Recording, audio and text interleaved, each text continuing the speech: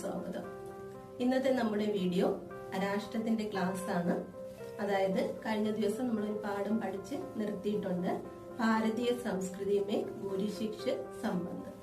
അതിന്റെ ബാക്കി ഭാഗമാണ് നമ്മൾ ഇവിടെ പഠിക്കാൻ പോകുന്നത്. നമുക്കിനി ക്ലാസ്സിലോട്ട് കടക്കാം. एक बार सुप्रसिद्ध भारतीय पहलवान गामा बम्बई आए. उन्होंने विश्व के सारे पहलवानों को कुश्ती में चैलेंज दिया.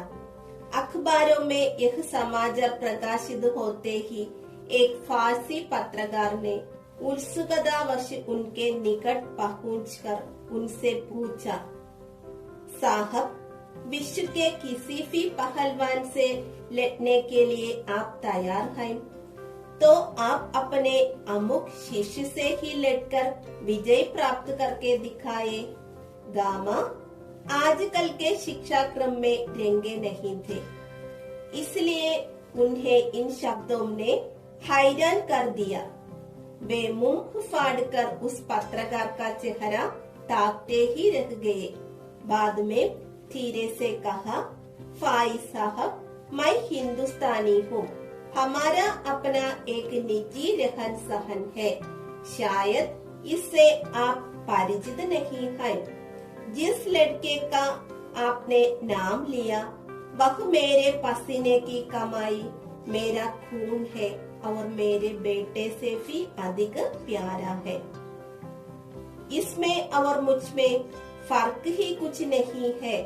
मैं लड़ा या वह लड़ा, दोनों बराबर ही होगा. हमारी अपनी इस परंपरा को आप समझने की चेष्टा कीजिए. हम लोगों को वंश परंपरा से शिष्य परंपरा ही अधिक प्रिय है. ख्याति और प्रभाव में हम सदा यही चाहते हैं कि हम अपने शिष्यों से कम प्रमुख रहे.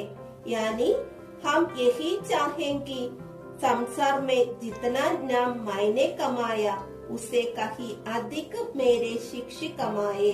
मुझे लगता है आप हिंदुस्तानी नहीं है.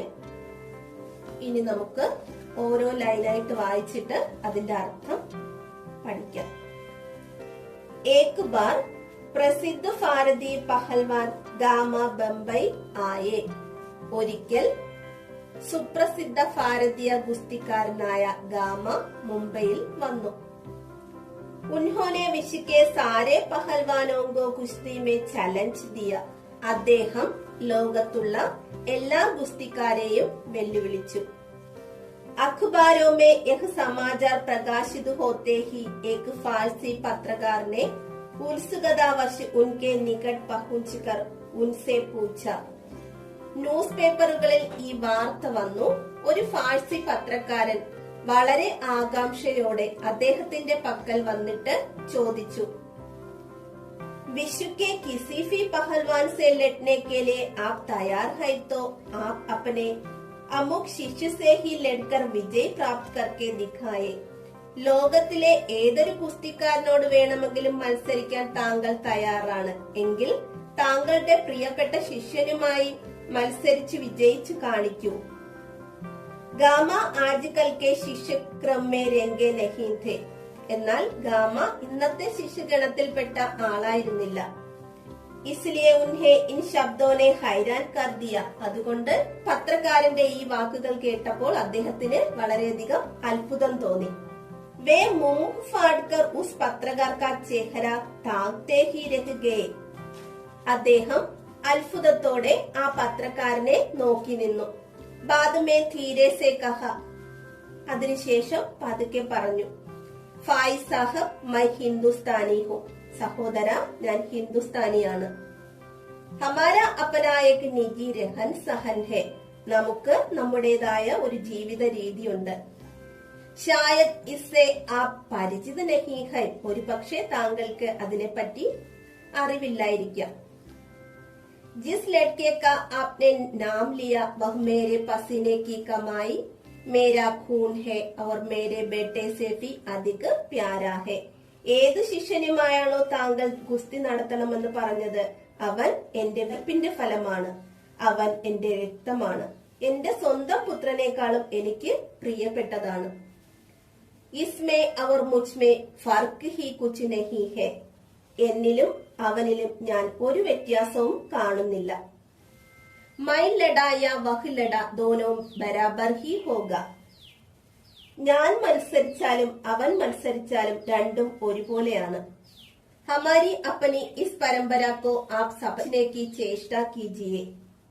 നമ്മുടെ ഈ സംസ്കാരത്തെ മനസ്സിലാക്കാൻ അങ്ങ് ശ്രമിച്ചാലും. हम लोगों को वंश परंपरा से शिष्य परंपरा ही अधिक प्रिय है. നമുക്ക് സ്വന്തം മക്കളെക്കാളും പ്രിയപ്പെട്ടതാണ് ശിഷ്യന്മാർ. ख्याति और प्रभाव में हम सदा यही चाहते हैं कि हम अपने शिष्यों से कम प्रमुख रहे. പ്രശസ്തിയാണെങ്കിൽ പോലും നാം ആഗ്രഹിക്കുന്നത് നാം ശിഷ്യന്മാരുടെ പിന്നിലായിരിക്കണമെന്നാണ്.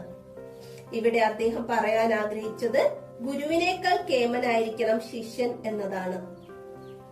यानी हम यही चाहे कि संसार में जितना नाम मायने कमाया उसे कहीं अधिक मेरे शिष्य कमाए. അദ്ദേഹം പറയുന്നത് എപ്പോഴും ഗുരുക്കന്മാർ ആഗ്രഹിക്കുന്നത് ലോകത്ത് എത്രത്തോളം പ്രശസ്തിയും പേരുമാണ് ഗുരുക്കന്മാർക്കുള്ളത് അതിനേക്കാൾ അധികം പേരും പ്രശസ്തിയും ശിഷ്യന്മാർ സമ്പാദിക്കണം എന്നതാണ്. മുझे लगता है आप हिंदुस्तानी नहीं है. അദ്ദേഹം പറഞ്ഞു എനിക്ക് തോന്നുന്നത് താങ്കൾ ഹിന്ദുസ്ഥാനി അല്ലെന്നാണ്. ഇനി നമുക്ക് അടുത്ത പാരഗ്രാഫ് വായിച്ചിട്ട് ഓരോ ലൈനിന്റെ മീനിങ്സ് മനസ്സിലാക്കാം. भारत में गुरु शिष्य संबंध का वह भव्य रूप आज साधुओं, पहलवानों और संगीतकारों में ही थोड़ा बहुत सही पाया जाता है. भगवान रामकृष्ण बरसों योगी शिष्य को पाने के लिए प्रार्थना करते रहे. उनके जैसे व्यक्तित्व को भी उत्तम शिष्य के लिए रो रो कर प्रार्थना करनी पड़ी थी. इसी से समझा जा सकता है कि एक गुरु के लिए उत्तम शिष्य कितना महंगा और महत्वपूर्ण है. संतानहीन रहना उन्हें दुख नहीं देता, पर बगैर शिष्य के रहने के लिए वे एकदम तैयार नहीं होते. इस संबंध में भगवान ईसा का एक कथन सदा स्मरणीय है. उन्होंने कहा था, मेरे अनुयायी लोग मुझसे कहीं अधिक महान है और उनकी जूतियां होने की योग्यता भी मुझ में नहीं है. यही बात है गांधी जी बनने की क्षमता जिनमें है. उन्हें गांधी जी अच्छे लगते हैं और वे ही उनके पीछे चलते भी हैं. विवेकानंद की रचना सिर्फ उन्हें पसंद आएगी जिनमें विवेकानंद बनने की अद्भुत शक्ति निहित है. ഇനി നമുക്ക് ഓരോ ലൈനായിട്ട് വായിച്ചിട്ട് അർത്ഥം നോക്കാം. भारत में गुरु शिष्य संबंध का वह भव्य रूप आज साधुओं, पहलवानों और संगीतकारों में ही थोड़ा बहुत ही सही पाया जाता है. ഭാരതത്തിലെ ഗുരുശിഷ്യ ബന്ധത്തിലെ ആ പവിത്രത ഇന്ന് സന്യാസിമാരിലും ഗുസ്തിക്കാരിലും സംഗീതകാരന്മാരിലുമാണ് നമുക്ക് കുറച്ചെങ്കിലും കാണാൻ കഴിയുന്നത്. भगवान रामकृष्ण बरसों योगी शिष्य को पाने के लिए प्रार्थना करते रहे.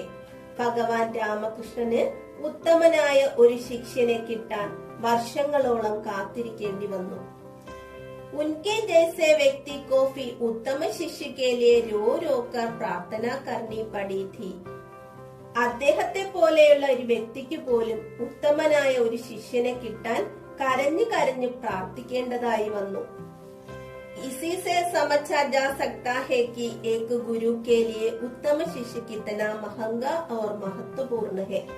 ഇതിൽ നിന്നും നമുക്ക് മനസ്സിലാക്കാൻ കഴിയുന്നത് ഒരു ഗുരുവിന് ശിഷ്യൻ എത്രത്തോളം മഹത്തരമാണ്, അതുപോലെ തന്നെ വിലമതിക്കാനാകാത്തതുമാണ്. संतानहीन रहना उन्हें दुख नहीं देता, पर बगैर शिष्य के रहने के लिए वे एकदम तैयार नहीं होते.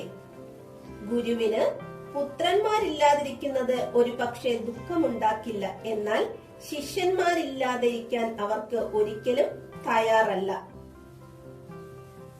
इस संबंध में भगवान ईसा का एक कथन सदा स्मरणीय है. ഇതിനെപ്പറ്റി യേശു ക്രിസ്തുവിന്റെ ഒരു വചനം എപ്പോഴും ഓർക്കേണ്ടതാണ്. उन्होंने कहा था मेरे അനുയായി लोग मुझसे कहीं अधिक महान है. അദ്ദേഹം പറഞ്ഞു എന്റെ അനുയായികൾ എന്നെക്കാളും മഹാന്മാരാണ്. അവർ ഉൻകി ജൂത്തിയാം ഹോനെ കി യോഗ്യത ഫി മുജ്മേ നഹി ഹെ. അവരുടെ ചെരുപ്പ് ആവാനുള്ള യോഗ്യത പോലും എനിക്കില്ല എന്നാണ് അദ്ദേഹം ഒരിക്കൽ പറഞ്ഞത്. യഹി ബാത് ഹെ ഗാന്ധിജി ബൻനെ കി ക്ഷമത ജിൻമേ ഹെ ഉൻഹെ ഗാന്ധിജി അച്ഛേ ലഗ്തേ ഹൈ. ഇതാണ് കാര്യം. എന്തെന്നാൽ ആർക്കാണോ ഗാന്ധിജി ആവാനുള്ള ആഗ്രഹമുള്ളത് അദ്ദേഹത്തിന് ഗാന്ധിജിയെ വളരെയധികം ഇഷ്ടമാകും. അവർ വേ ഹി ഉൻകെ പീച്ചെ ചൽത്തേ ഫീ ഹൈ. അങ്ങനെയുള്ളവർ ഗാന്ധിജിയെ പിന്തുടരുകയും ചെയ്യും. വിവേകാനന്ദ് की रचना सिर्फ उन्हें पसंद आएगी जिनमें विवेकानंद बनने की अद्भुत शक्ति निहित है.